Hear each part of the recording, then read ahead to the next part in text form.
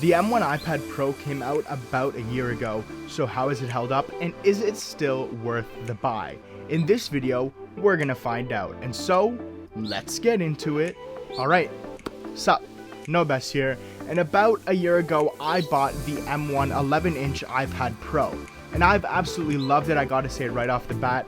And so in this video, we're gonna talk about the specs, the screen, the build quality, everything like that, and if it is still worth buying in 2021. Considering the iPad Air now has the exact same chip, who knows if it's still worth buying it. So in this video, we're gonna find out. And so let's just get right into it. Alright, so when it comes to the iPad Pro, we really gotta focus on two main things between the iPad Pro and the iPad Air, because they both have the M1 chip now, so we can't really compare that. So what we got to do is, one, compare the screen, and two, compare the build quality and the build itself, considering the cameras, the look of it, all that. And so that is what we're going to focus on mainly in this video, those two main differences. And so we're going to start off with the display. The 11-inch iPad Pro is an 11-inch liquid retina display with a resolution of 2388 by 1668, which means that it consists of 3.98 million pixels. It has P3 wide color, it has True Tone, it has ProMotion, which is 120 Hz adaptive refresh rate, so it can scale from 120 Hz all the way down to 10 Hz when needed. It has an anti-reflective coating, and it is 600 nits of max brightness. Now, it is not the insane display as the iPad Pro 12.9-inch, because that is a liquid retina XDR display, which is basically a mini LED display that emulates OLED, which is really good. The 11-inch iPad Pro that I have does not have that, but that is the screen that we're focusing on today, is the 11-inch screen, the liquid retina display. Now, in comparison, the iPad Pro to the iPad Air, the new iPad Air screen is a 10.9-inch LED backlit multi-touch display, IPS display, with a resolution of 2360 by 1640 resolution at 264 pixels per inch. It also includes the wide color display, the True Tone display, the fully laminated display, the anti-reflective coating, and it also has 500 nits of brightness. So now, in comparison this to the iPad Pro, it does have a slightly lower nits, which is 600 on the iPad Pro and 500 on the iPad Air. And one thing to note with the iPad Air is it is not 120 Hz like the iPad Pro. Both the 12.9-inch and the 11-inch iPad Pro both have 120 Hz adaptive refresh rate, unlike the iPad Air, which does not, and it only has 60 Hz. But without a doubt, both these screens have absolutely gorgeous screens. But for me personally, and I know it's a fact, after seeing 120 Hz, you cannot see 60 Hz regular anymore. After using a 120 Hz screen for a while, when you look back at a 60 Hz screen, it looks very slow and very laggy, and it looks very in the past. That is why when I use a 120 Hz iPad and then I go to my phone, it always looks a bit slow. So take that into note if you guys are considering buying either one of these.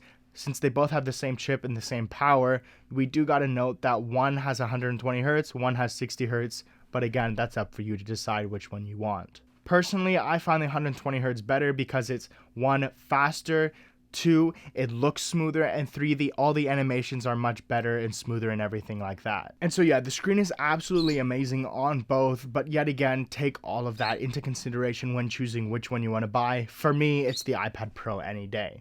Next, I want to talk about the build quality and everything that it's made of. So that means camera, build quality, materials, everything like that.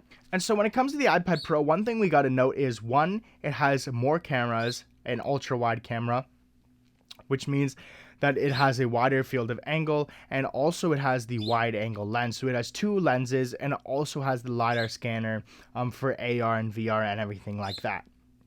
And so the iPad Air only has one 12 megapixel wide angle lens, which is, I believe, the same one on the iPhone XR. So again, take that into consideration when choosing which iPad you want.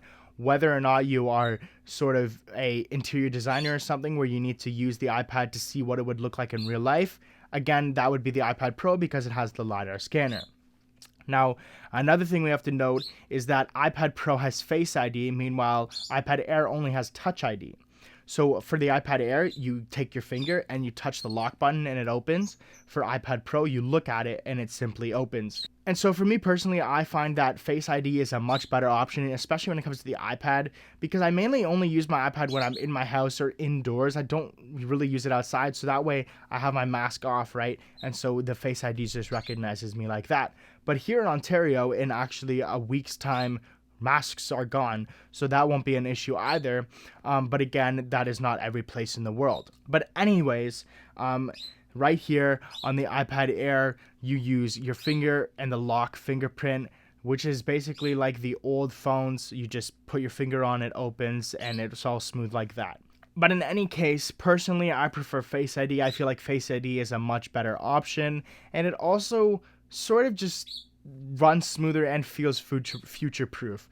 And so yeah, but I really think that the Face ID is a much superior option to Touch ID. Now, with that being said, that is what I mean on the iPads. With the iPhones, I believe that it should have both Face ID and Touch ID, but again, that is different than an iPad because they are both used in different ways. Both of them are made of mainly the same materials as well. They both feel ultra thin and ultra light, and they are absolutely amazing. Both charge via USB-C, both are everything like that. But if I'm not mistaken, I believe that the iPad Air does not have Thunderbolt 4 transfer data. I believe it's 2 times faster than last year's iPad Air, but iPad Pro, I believe, has the Thunderbolt 4 ultra high speed transfer speeds.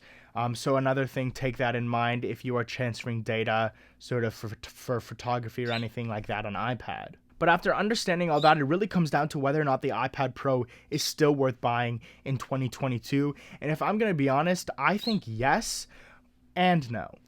Yes, if it is right for you, and I'm going to explain that further on in a second, but no, if it is not for you because you don't need those extra things. And so for me personally, someone who really needs those extra things are people, one, who are crazy fanatics about tech, two, who love content consumption, and three, who just love that extra smooth fluidity, and also four, if you need it for your job, such as interior design, as I mentioned before.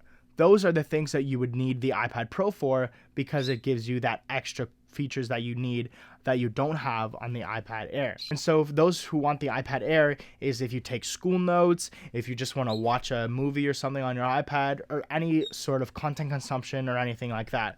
But if you really want that hard work done, I would take the iPad Pro. Yes, they have the same chip, but the iPad Pro offers you better screen, better display, and all that stuff in between, like high refresh rate and everything like that. It also includes the LiDAR scanner, as I mentioned before, and an extra ultra-wide camera. So taking that into consideration, for me personally, the iPad Pro is meant for me.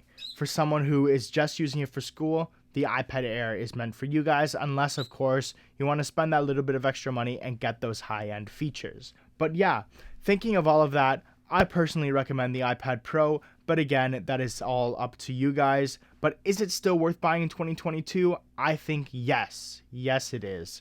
So guys, let me know down in the comments below whether or not you guys have an iPad Pro or are thinking about getting the new iPad Air. Let me know down in the comments below, and let me know your thoughts on whether or not you think the iPad Pro or the iPad Air is better, considering they have the exact same chip.